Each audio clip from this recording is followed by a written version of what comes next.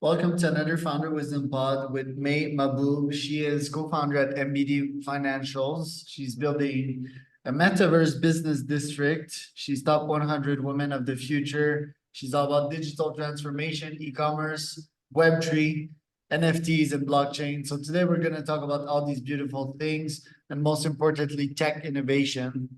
This podcast is brought to you by podfire.com. If you want to have your own podcast, go to podfire.com. We will help you scale the unconventional way. May, welcome to the pod. Tell me a bit more about yourself and MBD Financials. Yeah, thank you so much, Charles, for having me. Hi, everyone. My name is May Mahboob. Of course, you got to mention co-founder of MBD Financials. Excited to be here and share more about us and the project. A little bit about MBD Financials. What we're building is a photorealistic business district in the metaverse. So what does it really mean in this space? And especially with a lot of digital currency as well as NFT with Bitcoin ETF kind of going on, what does it really mean in the space? So what we're building is an ecosystem where a lot of the real world utilities, especially as you hear real world assets and what's going on in this space, bringing a lot of from financial solutions to commerce and how people interact with products, services, solutions, transitioning them into a more immersive metaverse space. As you kind of know, with Apple launching their Apple Pro, as well as, VR, AR technology kind of taking the narrative in the coming 2024 into 2025.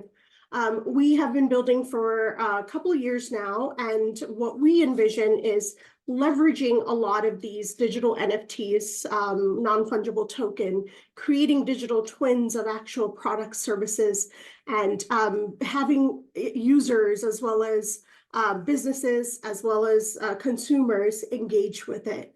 So one of the first platforms that we're gearing up to launch coming up is called the Amazon of Web3.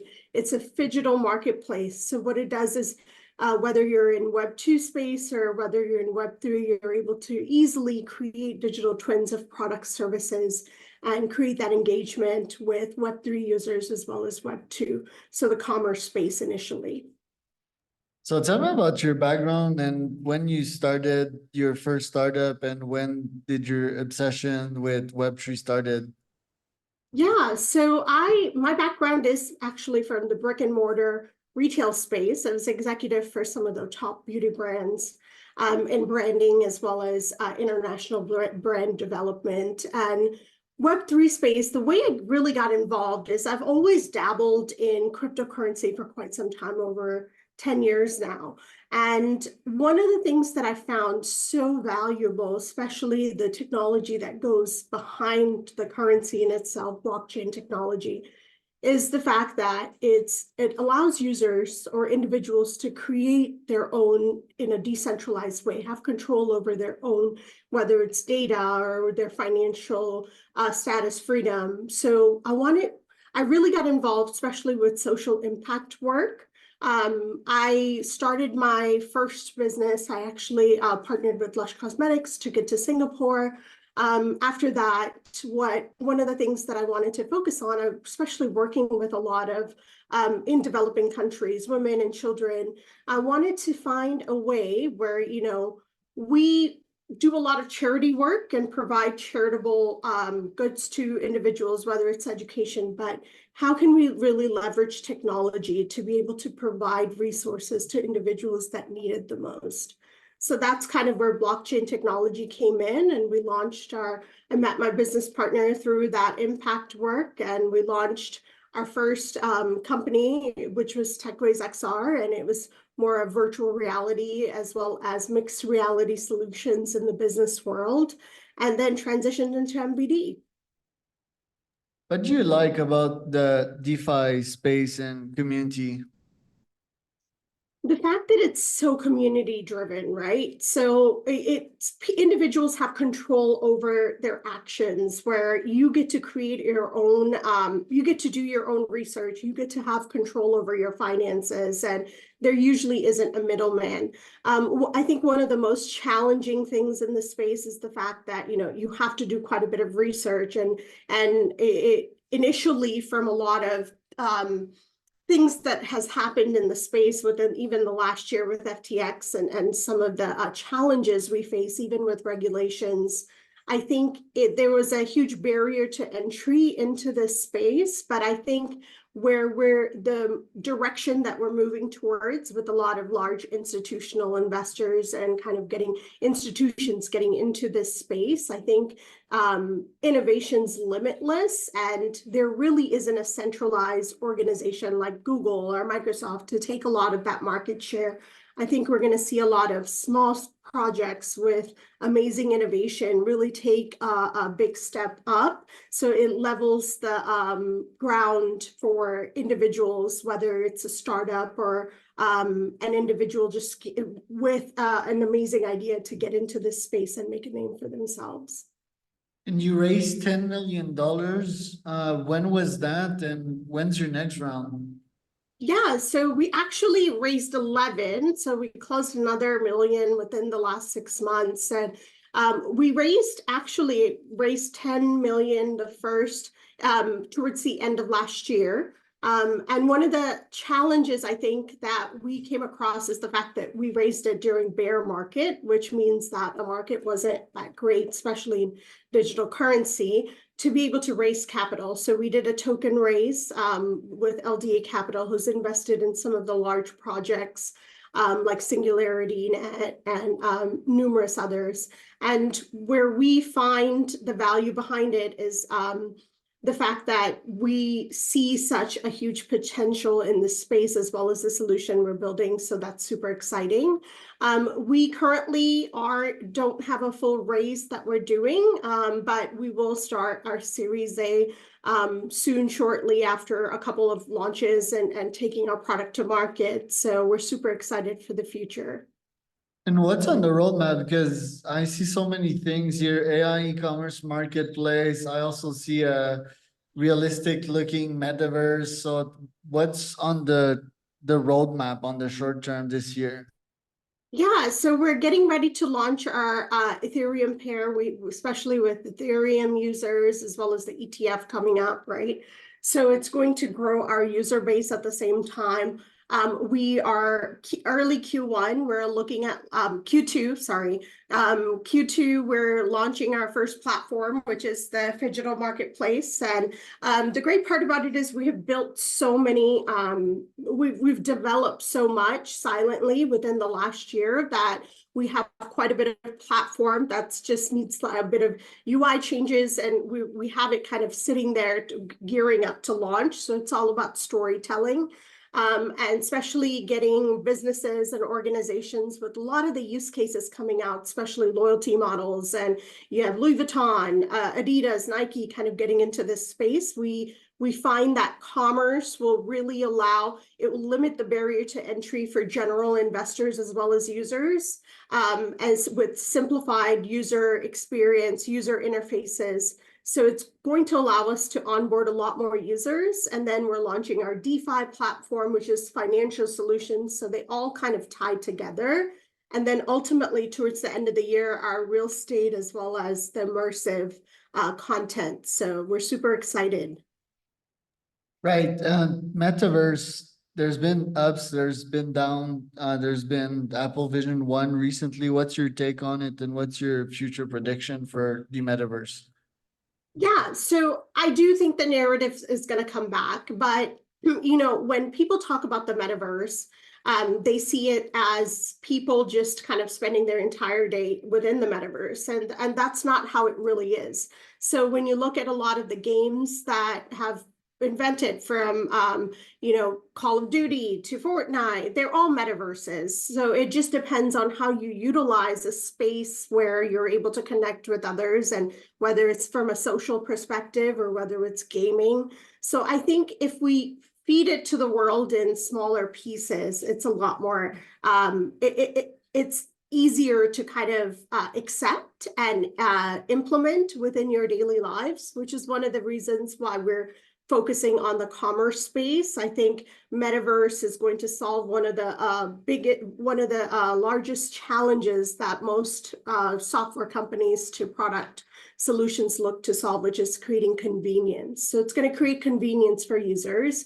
It's going to create accessibility and autonomous with AI integration. I think it's going to simplify everyone's lives and create a more immersive, engaging environment for everyone, whether they're 90 or whether they're 9, right? So I do see the narrative coming back, and most of the organizations slowly implementing various pieces of the metaverse as well.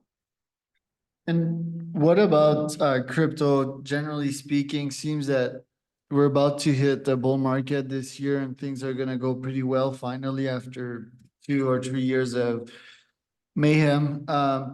Do you project that bull market happening this year as well?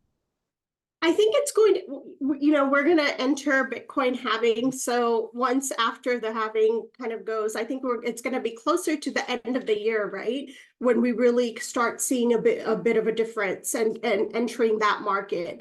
But I think what the biggest difference between this bull run is versus the past, what we're going to see is a lot of new investors into the space, especially with the ETF. And like I mentioned, with large institutions kind of pouring liquidity into it, right? It's becoming more mainstream. Regulations getting a lot better. I'm based out of the US, so maybe if not in the US, in majority of the countries, there's some sort of kind of regulation going in. And when you look at as far as digital currency adoption, or whether, NFTs kind of most projects with a token kind of attached to it, whether it's utility or whether it's an actual asset. I think we're going to see a lot more just general investors entering this market. And I think we're going to see a bit more price stability as well. People don't just invest like last time based off of the hype anymore. Most of the projects that have a token attached to it, there has to be a real solution. So I think people are more making smarter decisions when it comes to their investments, and they're investing into projects or solutions that are tied to actual tokens that make a difference, and you could see a business model out of it. What is your role with Fred in the company? Like, who does what? Because Fred seems to be the CEO, you're the president. How do you separate the tasks? Yeah, we see it as co-CEOs. So I do most, Fred's more of the builder, where I am the visionary, as I like to call it. So I handle most of, as far as like the business ideas to implementation and how we're going to take it to market, whereas he handles a lot of the token as far as tokenomics and dealing with, what the decisions that we need to make with the token, as well as the technology in itself. I'm an advisor to a few projects, and I talk to new founders within this space all the time. And one of the biggest things I start with is the fact that anytime a project launches a token with a company and a solution, you have to see it as almost two separate companies. It really takes multiple people to run it. You have to have an individual that manages a CEO that manages the token in itself, because there's so much work that goes behind a token and getting it to market and making sure price, volatility, marketing, that I could see why a lot of times founders get really overwhelmed. So we kind of split it up that way, whereas the project in itself, the products and the solution, I kind of handle, whereas he handles majority of the token solutions. Right.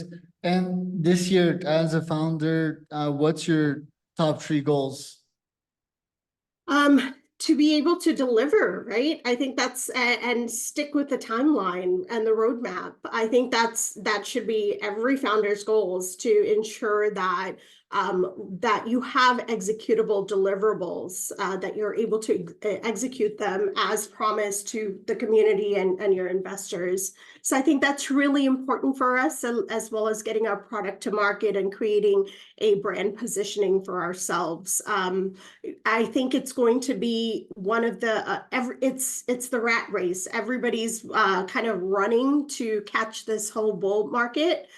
So I think it's going to be really, really important that we get our name out there and show the value behind the solutions that we're building and getting it to market and having the right partners and onboarding the proper businesses as well as the users. It's going to be crucial for the success of the project, especially with our first solution to market.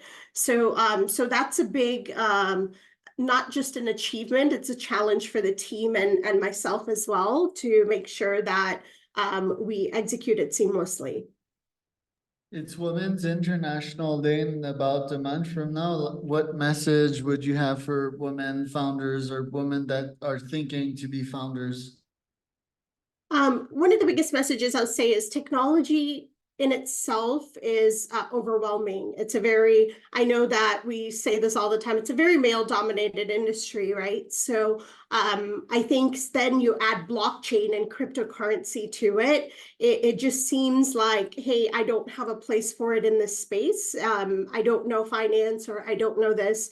What I can say is that this space is so accepting that regardless of what industry you have previously been involved in, that there is a way to easily, seamlessly transition into this space. And one of the biggest things we don't want to do is every organization, even within the US, you look at like Barclays and Merrill Lynch, everyone's implementing one way or another digital currency or blockchain or digital assets kind of within their solutions when it comes to digital innovation. You see AI, you know, kind of, we talk about ChatGPT took over a lot of people's jobs with AI integration. So don't leave, continue to learn, continue to engage, continue to broaden your expertise, because one of the biggest things we don't want to do is be left behind. And don't be afraid to just jump right in. Cryptocurrency, digital currency isn't overwhelming. It's very easy to learn, get involved, and position yourself right for the future. Where can we find out more about you, May? On LinkedIn, May Mahboob. I'm on Twitter at May Mahboob1. MBDFinancials.com. You can learn more about our project.